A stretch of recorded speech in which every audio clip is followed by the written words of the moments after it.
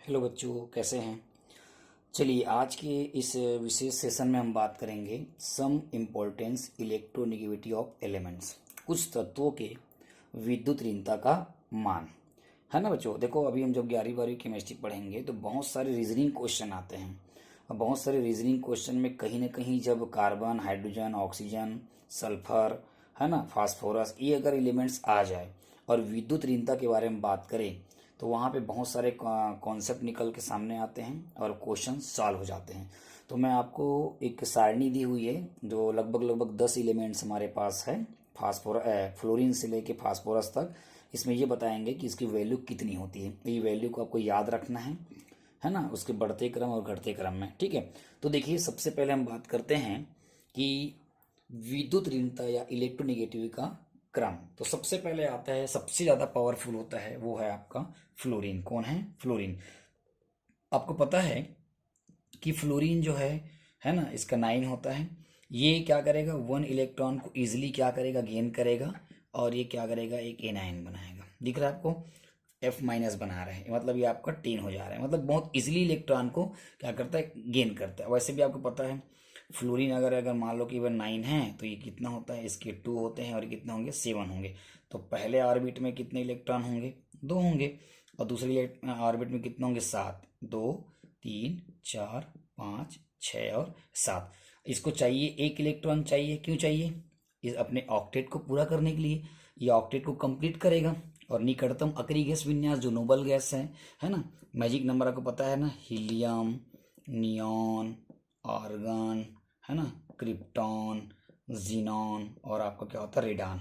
ठीक है, ये होता है आपका 2, ये 10, ये 18, ठीक है, ये 36, 54 एंड 86, ये आपका मैजिक नंबर है।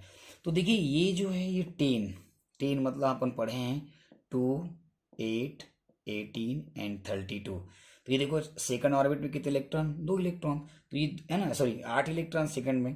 तो ये 8 इलेक्ट्रॉन है ना, 8 इलेक्ट्रॉन कंप्लीट करने के लिए इसको कितना चाहिए, 1 इलेक्ट्रॉन चाहिए। तो इसलिए इसका पावर क्या होता है, ज़्यादा होता है और इजिली कैप्चर कर लेता है। तो देखो, ध्यान समझना, फ्लोरीन है यहाँ पे, फ्लोरीन का सबसे ज़्यादा होता है।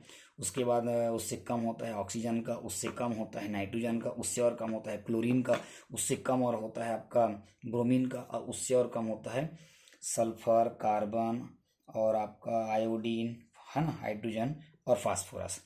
जब भी हम कोई भी क्वेश्चंस के कॉन्सेप्ट पढ़ेंगे तो याद रखे रहना, सबसे ज़्यादा आपका ये दिखाई देगा, ये दिखाई देगा, ये आपका डिक्रीजिंग ऑर्डर है। ठीक है, जैसे अब आपको पता है ना, वर्ग में ऊपर से नीचे को जाते हैं, डाउन द ग्रुप, है ना, फ्लोरीन, क्लोरीन, है ना, फ्लोरीन, क्लोरीन, ब्रोमीन, आयोडीन, है ना, फिर कल बाहर आई और आंटी एसेटीन और टेनेसाइन। ये दिख रहा है। जब हम क्या करेंगे, ऊपर से नीचे की ओर आएंगे तो ये जो विद्युत ऋणता का जो क्रम है वो घट जाता है। क्यों घट जाता है, आपको पता है। इसके बारे में कितना बताया, 4.0 बताया। क्लोरीन कितना बताया, 3.0 बताया। उसके बाद ब्रोमीन कितना बताया, 2.8 बताया। आयोडीन कितना बताया, 2.5 बताया। ठीक है, और एटीटीन वगैरह इसकी ज़रूरत नहीं है। तो आप देख सकते हो ये क्या हो रहा है, डिक्रीज हो रही, घट रही है। क्या हो रही है, घट रही। तो इसको याद रखना है। मतलब ये पावर अगर क्या हो रही है, घट रही है, तो इलेक्ट्रॉन को एक्सेप्ट करने की जो कैपेसिटी होती है वो क्या हो रही है, कम हो रही है। समझ में आ रहा है। तो इसको याद रखना है, बहुत इंपॉर्टेंट है, बहुत काम आता है आगे चल के। ठीक है, तो क्या नाम है इसका, सम इम्पोर्टेंस इलेक्ट्रोनेगेटिविटी ऑफ एलिमेंट्स। कुछ महत्वपूर्ण तत्वों के, है ना, विद्युत ऋणता का क्रम। ये वैल्यू है, इस वैल्यू को याद कर लो और कहीं ना कहीं आपको काम आएगा। Thank you so much.